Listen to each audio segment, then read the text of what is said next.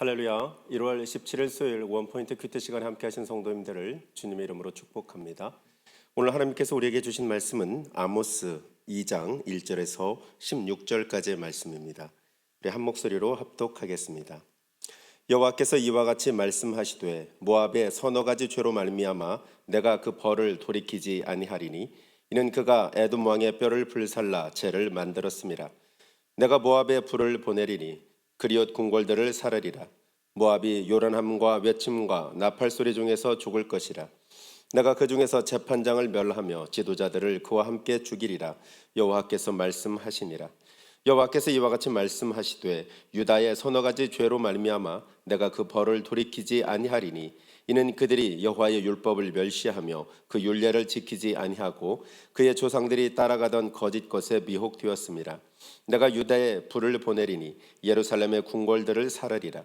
여호와께서 이와 같이 말씀하시되 이스라엘의 서너 가지 죄로 말미암아 내가 그 벌을 돌이키지 아니하리니 이는 그들이 은을 받고 의인을 팔며 신 한 켤레를 받고 가난한 자를 팔며 힘없는 자의 머리를 티끌 먼지 속에 발로 밟고 연약한 자의 길을 굽게 하며 아버지와 아들이 한 젊은 여인에게 다녀서 내 거룩한 이름을 더럽히며 모든 제단 옆에서 전당 잡은 옷 위에 누우며 그들의 신전에서 벌금을 얻은 포도주를 마심이니라.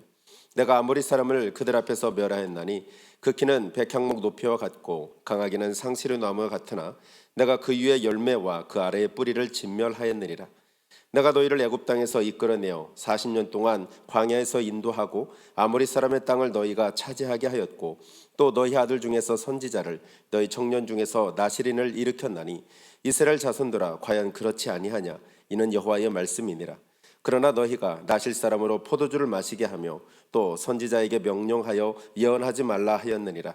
보라, 곡식단을 가득히 실은 수레가 흙을 누름같이 내가 너희를 누르리니 빨리 다른 박질하는 자도 도망할 수 없으며 강한 자도 자기 힘을 낼 수 없으며 용사도 자기 목숨을 구할 수 없으며 활을 가진 자도 설 수 없으며 발이 빠른 자도 피할 수 없으며 말 타는 자도 자기 목숨을 구할 수 없고 용사 가운데 그 마음이 굳센 자도 그날에는 벌거벗고 도망하리라.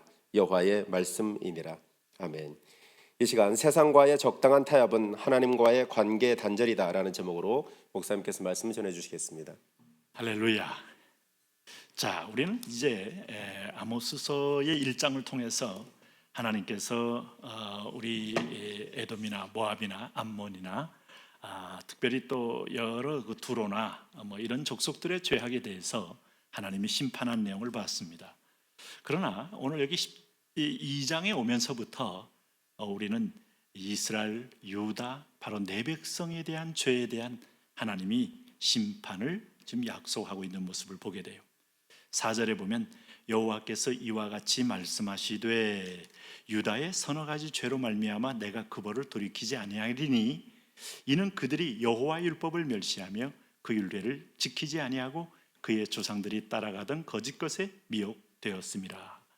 여러분, 우리 이방인들은요 죄의 바운더리를 뛰어넘을 때 심판하지만 내 백성은 하나님이 정한 율례와 규례를 벗어나면 징계한다는 거예요. 뭐 동일하게 심판의 표현으로 되어 있지만은 이것은 이제 멸망이 아니고 징계, 아주 그 징계도 하나님의 징계는 매우 아픕니다. 그런데 우리에게는 하나님이 선민으로서 제사장 나라 백성으로서 하나님이 우리를 통하여 온 세계에 대한 구원사적 회복을 꿈꾸고 있기 때문에 내 백성에 대한 잣대가 이중잣대예요. 그래서 우리가 안 믿는 사람은 교회도 안 다니고 11조도 않고 악행을 행하면서 저렇게 나름대로 뭐 잘 풀리고 잘 되는데 왜 우리는 교회를 다니고 헌금도 하고 헌신도 하는데 이렇게 어렵나 할 때 그것은 하나님이 내 백성을 향한 거룩의 수준대로 우리를 훈련하여 세우고 싶어 하시기 때문이에요. 그러니까 여러분, 우리는 어차피 청직이니까 내 이름으로 어떤 소유가 된 것에 대해서 축복이냐 아니냐 이거 따질 이유가 전혀 없어요. 다 하나님 거고 다 내 겁니다. 하나님의 자녀입니다. 그런데 자녀는 자녀다움을 얻게 되면 이 축복을 다 누릴 수가 있는 것이죠. 그래서 하나님은 우리를 무엇을 우리에게 축복을 준다는 개념이 아니라 누리도록 하기 위해서 연단하신다 하는 개념이 있어요. 그래서 여기 5절에 보면 이제 유다에 불을 보내리니 했을 때 가장 번영할 때거든요. 지금 이게 아모스가 언제였어요? 아모스 1장 1절에 여기 이제 유다 왕 우시아의 시대 곧 이스라엘 왕 요아스의 아들 여로보암 시대라고 하지 않습니까? 이게 이제 가장 번성했을 때고 번영기를 구가할 때입니다. 그럴 때에 이들은 이제 이것으로 만족하며 땅에서 왕궁을 짓고 우리가 남들보다 부럽지 않게 사는 것, 이것이 우리의 특권이다고 할 때 하나님 율법을 떠났거든요. 하나님의 법도를 떠났거든요. 이제 그럴 때 하나님은 뭘 하시는 거예요? 여기 보니까 지금 이 5절에 보니까 불을 보내리니 예루살렘의 궁궐들을 사르리라. 우리가 아무리 아름다운 금은 보화로 또 상아로 궁을 졌을지라도 백향목으로 궁을 졌을지라도 한순간에 소멸될 수 있다 하는 것이죠. 그리고 6절에 보면 이제는 이스라엘, 남유다 북이스라엘 동일한 죄가 있어요. 선악가지 죄로 말미암아 내가 그 벌을 돌이키지 아니하리니 이는 그들이 은을 받고 의인을 팔며 신 한 켤레를 받고 가난한 자를 팔며 힘없는 자의 머리를 티끌 먼지 속에 발로 받고 연약한 자의 길을 굳게 하며 아버지와 아들이 한 젊은 여인에게 다녀서 내 거룩한 이름을 더럽히며 8절에 모든 제단 옆에서 전당 잡은 옷 위에 누우며 그들의 신전에서 벌금으로 얻은 포도주를 마심이니라. 약탈이고 오늘 하나님의 성소를 더럽히고 아들과 아버지가 한 여인에게 다녀왔다는 말이 뭐겠어요? 창기에게 다녀왔다는 거예요. 오늘 그리고 힘없는 자의 머리를 티끌 먼지 속에 발로 밟고 연약한 자의 길을 굳게 하며 할 때 아주 가진 자들이 없는 자들을 압박하며 그들을 탈취해 먹었다는 것이죠. 여러분, 이게 세상 방식과 똑같은 삶의 방식을 살았다.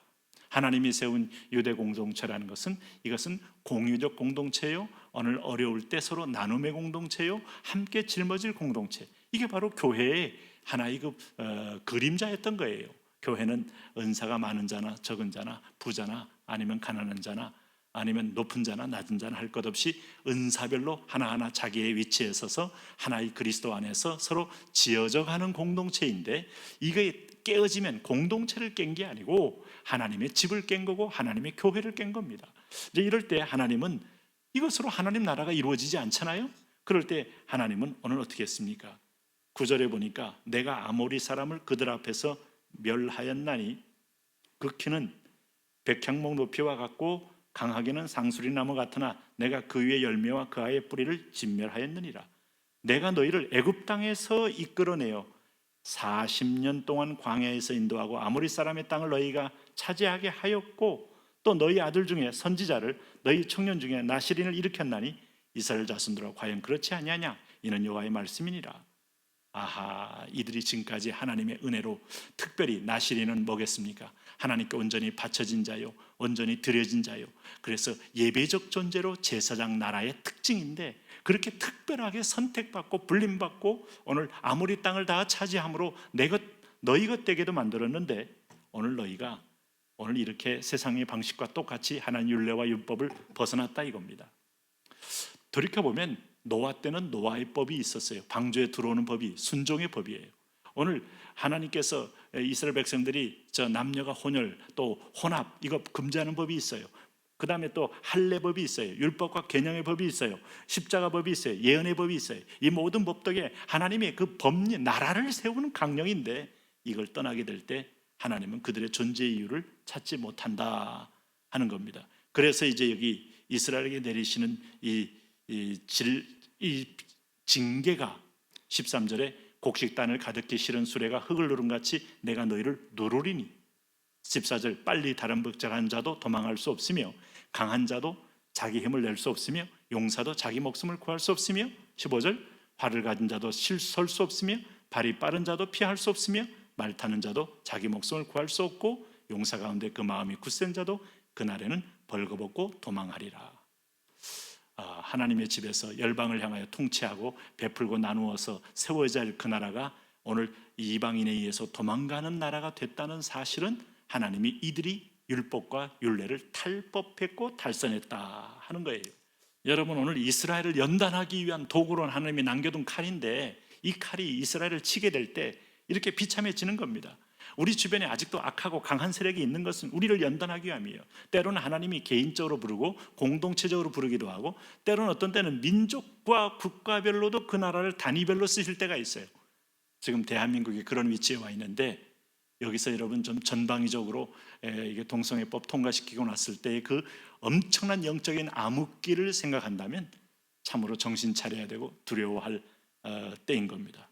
여기서 우리가 한 가지를 이제 주목해 볼 만한 표현 중에 여러분 오늘 성경에서 이 12절에 그러나 너희가 나실 사람으로 포도주를 마시게 하며 또 선지자에게 명령하여 예언하지 말라 했느니라 할 때 하나님의 예배자를 가로막고 하나님의 말씀의 루트를 가로막고 귀가 가려워서 자기 사역의 스승을 뒀던 백성들처럼 진리의 도를 아주 의도적으로 방해하는 것은 마치 구약적으로 성령을 회방하는 자와 같은 것이죠.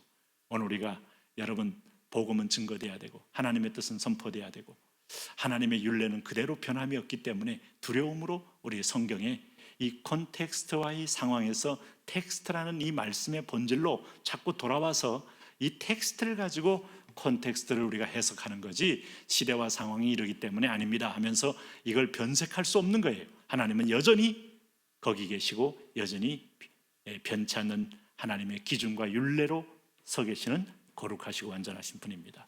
오늘 그분 앞에 타협 없이 오늘도 우리는 순종함으로 큰 주권과 축복을 함께 누리는 여러분 되시기를 바랍니다. 하나님 아버지, 그렇습니다. 우리 하나님, 이스라엘이 범죄한 죄, 유다가 범한 죄들 다 하나님의 율례와 법도를 떠났다고 말했습니다. 율법을 멸시하며 율례를 지키지 아니했던 죄, 그의 조상들의 타락한 길을 따라갔던 죄, 이 미혹에서 벗어나서 오늘도 하나님의 음성과 뜻을 분명히 알고 믿음에 설 수 있고 하나님의 율례를 따라 사는 복된 자녀들 되게 하여 주옵소서. 예수님 이름으로 기도합니다. 아멘.